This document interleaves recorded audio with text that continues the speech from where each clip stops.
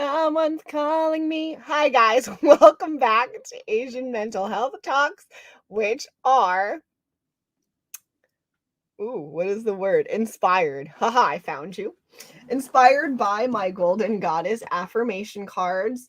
They are on my website. So if you go to www.thethoughtfulbeast.com, you should be able to find them. They're right there. It's my birthday. I like celebrating my birthday. I think it's a good time for me for reflection and to really practice gratitude and acknowledge the things that are in my life and acknowledge the things that I want to change about my life. So I like my birthday because of that. And I want to celebrate my birthday because life is precious. It really is precious. And therefore I want to give it weight because for so long I didn't. I didn't really like my birthdays, and even if I celebrated them, like, I hated them until I got to the point where I realized how precious they were. So it is my birthday, so I do want to say that I'm not really big on being like, yay, it's my birthday, and I'm trying to do it because it's uncomfortable, but I think it's good. This is like a good kind of discomfort that I need to be okay with saying it's my birthday. And yay, I'm happy about it. So there that is, me practicing that. Today, our affirmation, we're getting down to it because I've had enough about talking about my birthday. We're getting down to it. So the affirmation for today is: there are consequences to every action I take, but that does not keep me from acting. It motivates me to choose wisely and to be responsible and understand the power that I have within. Thanks, everyone. Again, I'm going to read the affirmation one more time. There are consequences to every action I take, but that does not keep me from acting. It motivates me to choose wisely, to be responsible, and understand the power that I have within me. So I was talking with my god sister last night, and we like to talk about mental health and people and how mental health, especially online through social media, how that's a good thing and how that can also be like a bad thing. And I do think that, obviously, I think that mental health awareness is really important. And talking about mental health is really important for helping to break the stigma. I think that sometimes when it comes to social media, there are lots of things out there about mental health that I don't know would be helpful, or are maybe, it can get tricky, like talking about mental health or showing aspects of mental health, like say through a TikTok, right? Through something really short and shallow might not be helpful because it lacks context. I actually want to end that sentence there because it lacks context. And there's nothing necessarily wrong with the idea about sharing about your mental health on social media. Obviously, this is a way to connect to people. I do wish that sometimes people would be more thoughtful about how they share their mental illness, or maybe just with saying, don't say you have this, right? I know there are some, when we like to share symptoms of things, like let's say about like PTSD, let's say about trauma disorders. You know, there are things, there are ways. How do I share this without going off on a rant? That's my real questioning I'm having in my head right now. How do I not go off on a rant that where I'm just angry? So, say for example, there is this thing where people think they're empaths They label themselves empaths. And sometimes, really, what it might be, it might be, instead of empathy, which we all have, we can all exhibit empathy and we can all practice empathy. Instead of being an empath, it might be like, oh, maybe that's actually hypervigilance instead, right? In that maybe you're not reading like the person in front of you. Say, like, if someone is being very serious in a meeting and you go, well, I'm empathic, I think there's something wrong because you just seem really serious. One, I think that's a rude thing to do, because you are putting you, even if you're right or wrong, it's kind of weird to just like read people like that and tell them how they're feeling, which is very odd, or assert how they're feeling. But maybe that's also a hypervigilance thing, right? Maybe you aren't an empath. Maybe you have hypervigilance, which means that you are very aware to changes in mood or certain moods because of certain experiences in your life. Like, you're very attuned to it, right? Say for me, for example, I get very attuned to people having an angry tone because I grew up with a lot of experience around that. Sometimes it was a traumatic time, so I'm very hyper vigilant around it. So when we talk about emotions and things, even just like empathy, right? If we say things shallowly and we don't go into it, it's not really helpful. And then even me with saying like, oh, maybe it's not empathy, it's hypervigilance. I would never say that to a person, like, because I don't know their life. Like, even if I knew someone had trauma, like, I can think that, but I also can't assert that about someone else, right? And so there are a lot of things online where it's like, oh, what's a common one? If you get really like anxious or you start hyperventilating because you hear footsteps at night, like you have PTSD. Like, that's a very, wow, like that's a jump, right? That's a very big jump. And I don't think there's anything wrong with saying, hey, like, if you feel that way, or if you feel really anxious when this thing happens, like, that sounds awful. Maybe, like, maybe it is anxiety. Maybe you do have hypervigilance. And even like saying that might be like, but the important part of whatever you say is maybe you should talk to a professional or talk to your doctor. Because the thing overall that I'm getting at is, it's great to talk about mental health, or it can be great to talk about mental health on social media platforms. We need to be really careful and have the responsibility in each of us that we're not making sure we're having people like diagnose themselves, or have each other diagnose each other, or like ourselves, like that unless like we're a trained professional, or like a psychologist, psychiatrist, a therapist, like that's not something that we should be doing. Like, I'm not going to go around and like diagnose people with cancer. We can say like, oh, you might have a mole, you have a new mole, maybe go check that out, right? You wouldn't go to someone like, oh, if you have a mole, you have cancer. And obviously that example is a little more extreme, but it kind of like is in line. We need to take responsibility of how we talk about certain things. And is it easy all the time? No. Is talking about mental health complex because it's complex within itself? Yeah. It's very complex, and no one's going to be perfect, and I'm sure I make mistakes with what I say. I have definitely said things in the past that I wish I would have phrased differently or gave more context to, because again, I'm putting things out into the world, and people listen, and that could be a really helpful time for them. But I also have to be really careful about spreading misinformation, or making sure that when I talk, I say I'm not a mental health professional. I say that all the time. I'm a person living with mental illness. I have been through therapy a lot. I have done my reading. I have done like my work on workbooks, and that's my experience. I'm not a professional, so I will never try to diagnose someone.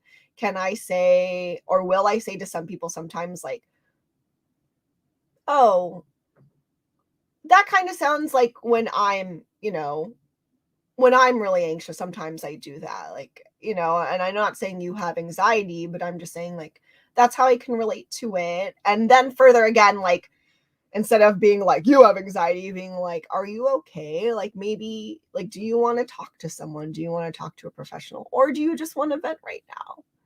Right? And not like stop pushing diagnoses and labels on each other. And sometimes we do mean to be helpful, but we just have to be really, really careful, because if we just start diagnosing each other or letting each other diagnose each other, sometimes then people don't actually go for professional mental health help, mental health help, because they're like, oh, I already know what's wrong with me. And I'm not saying, there's only one, like that professional help is the only way you can approach your mental health. That's not what I'm saying at all, but I am saying that with illnesses and stuff, like we should leave it up to the professionals to diagnose, or we can take ourselves on this journey that is not helpful. We can misdiagnose ourselves. Like, to be real, we know that for a lot of mental health professionals, even sometimes they get diagnoses wrong because there are certain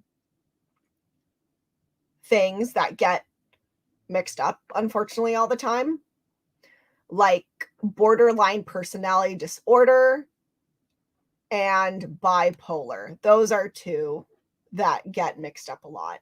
And does that suck? Hell yeah. That super sucks. And that is scary. But hopefully, with talking about mental health, helping take away the stigma, we have more people going to get professional mental health help. We get more people talking about it and wanting it from doctors and asking for these things. So more research can go into mental health, so that more people can focus on mental illness, so that we have the funding, so that people actually can get the help that they need. Because I will always be a proponent of an advocate of saying, yes, please go look for professional help. There are so many reasons why you should. But I also am not going to skip over the fact that getting professional help, especially right now because of the pandemic, is really difficult. So, yes, we just need to be a little more wise. We need to be a little more wise. We need to all be a little more thoughtful about what we say when we talk about mental health. Getting back to the affirmation that's more direct. There are consequences to every action I take, but that does not keep me from acting. I think one of the hardest things to do is make a choice.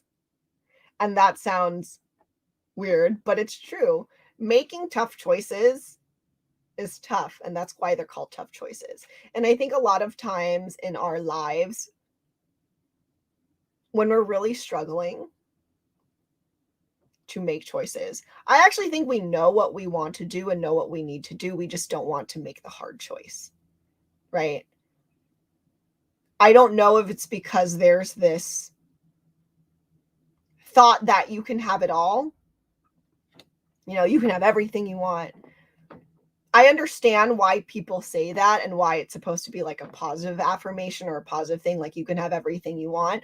But I also feel like, I don't know, I don't think that's true. I don't agree with that affirmation. It's not a helpful one to me. I think you can have a lot of things in life. I think maybe you can have maybe everything you want in life, but maybe just not at one time. Maybe that, but mostly I just don't think that's like a helpful thing to say. You can have everything you want, because I think it makes people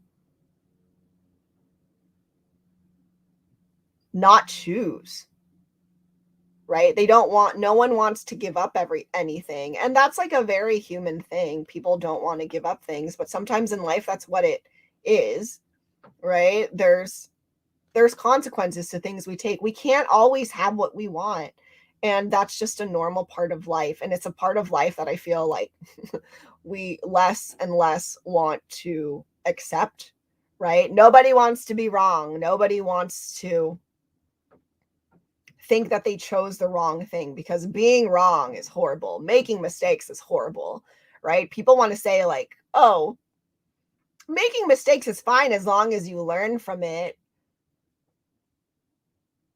But then like no one ever wants to make mistakes. Everyone's like, no, like it wasn't a mistake because I learned from it. And I'm just like, you don't have to put a positive spin on everything. Sometimes in life, like, there are tough choices. There are hard things that you have to go through. That doesn't mean like you're a failure or anything. It just means like that exists, like the good with the bad. Not everything has to be spun to be good.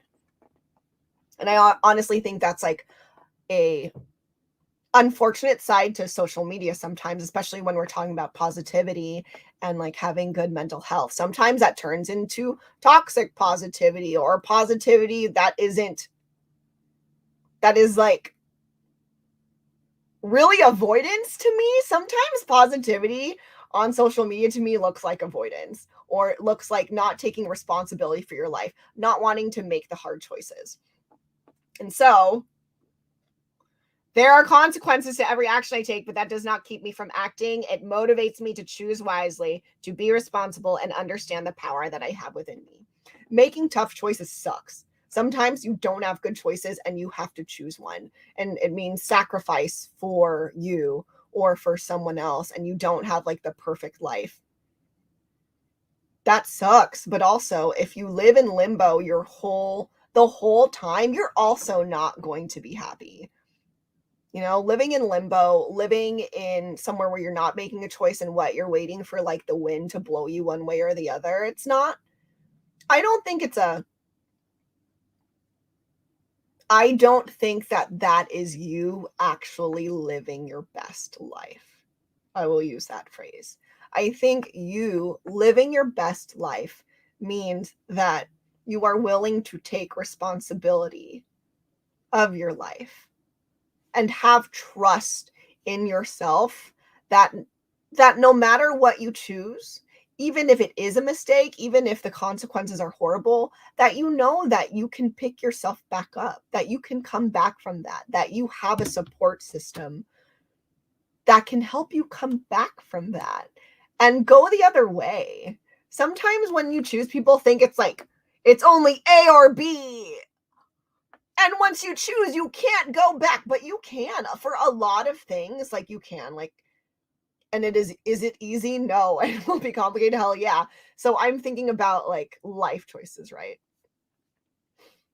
So one of my life choices I took, I made, was that I decided to be a personal trainer at some point.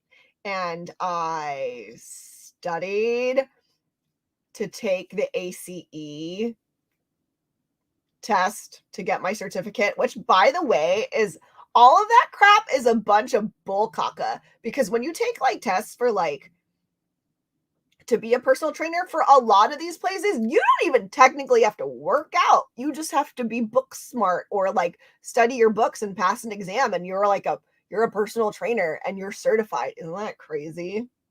That's not for everyone, but that's for like a lot of people. So I just wanted to put that out there, because that's one of the things that I really did not like about this. So again, to be with that, then I also spent more money on going into a training program where I would have like hands-on training, work with people, work with other people studying to be personal trainers, fitness trainers.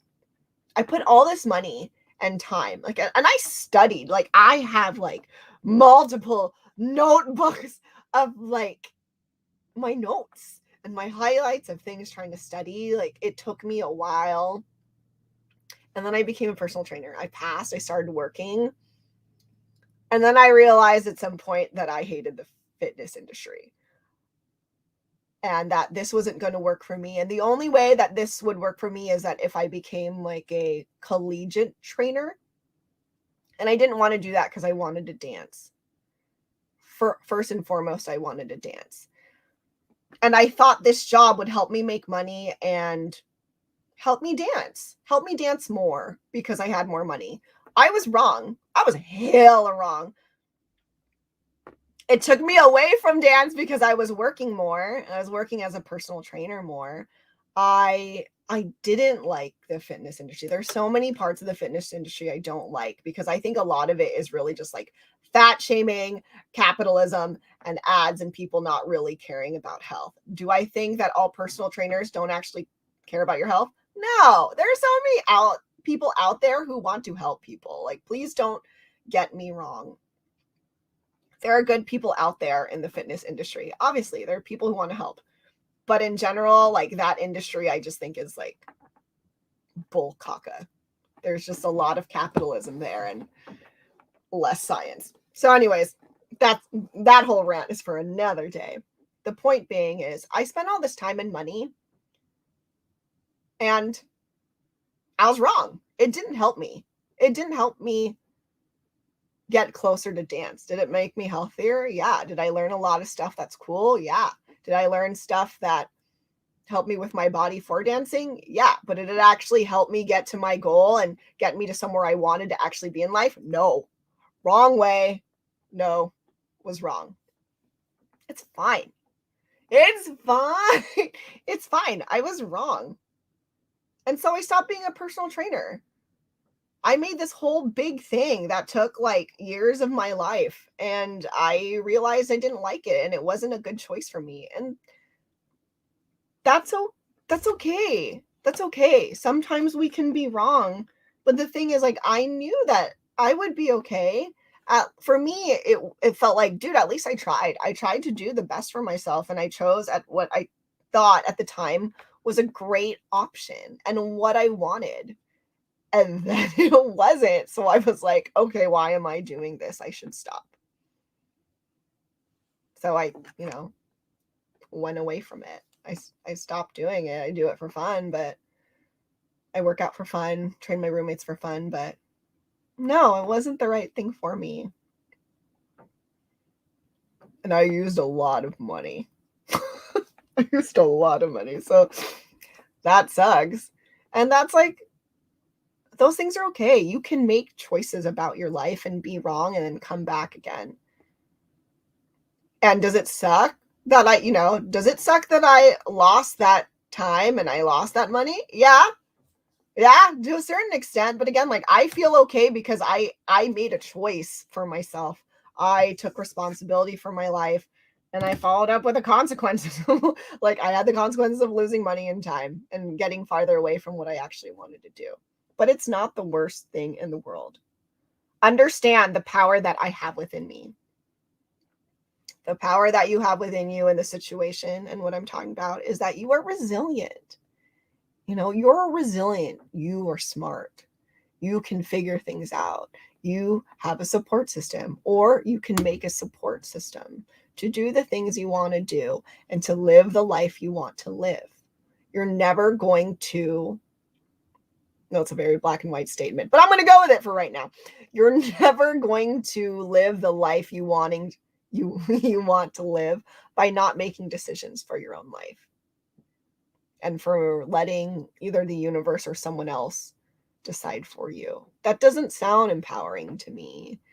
That sounds like you're scared, which everyone gets scared. But at some point, you got to take responsibility of your life and empower yourself. You got to motivate yourself. Failure can be motivating. When you fail at something, it can motivate you to do better. Failing does not have to be like the be all end all of any part of your life. It doesn't. Failed relationships, right? I've had many. I've had many, and I've had horrible ones. And it did motivate me. Luckily, I went into therapy after after my worst one. I straight went into therapy. And I was really glad that I made that choice because, I didn't want to have that kind of relationship again where I felt like I was being manipulated, where I felt like having a mental illness wasn't just a burden, but something that I was using to manipulate others. I didn't want to be with someone who made me feel that way again, or with someone who, brought the worst out of me and I brought the worst out of them. I didn't want to do that again. And luckily I had therapy to help me analyze like what I was doing, how I was choosing to be with the people I wanted to be with, who I was choosing, why I was choosing them, why I was behaving a certain way with them. And so in therapy, I learned coping mechanisms. I learned how to reflect better.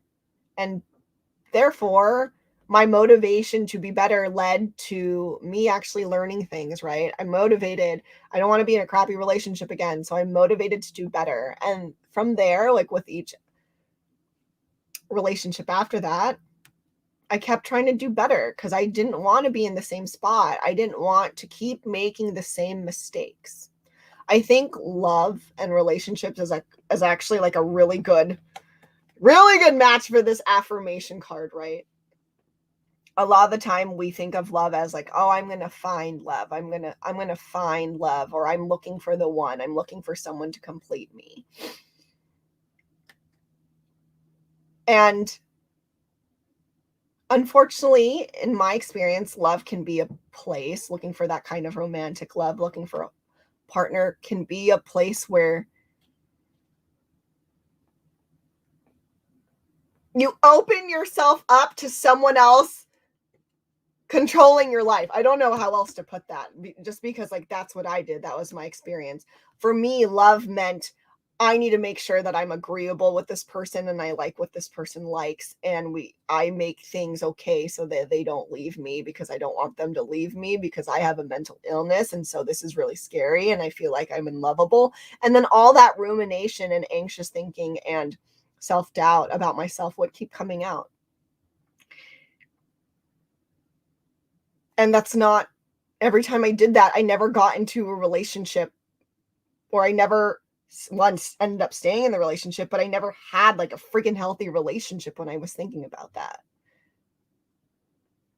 So when it comes to relationships, when it comes to many things, it's important that you know that you are making choices for yourself to do the best you can for yourself, knowing that the power that you have is that no matter what, you can figure it out. You can look for support. You can look to people you have in your life. You can, if you don't have anyone, maybe that's why you're looking to mental health professionals. Maybe you're looking to support groups. That is the power that you have. You can help yourself.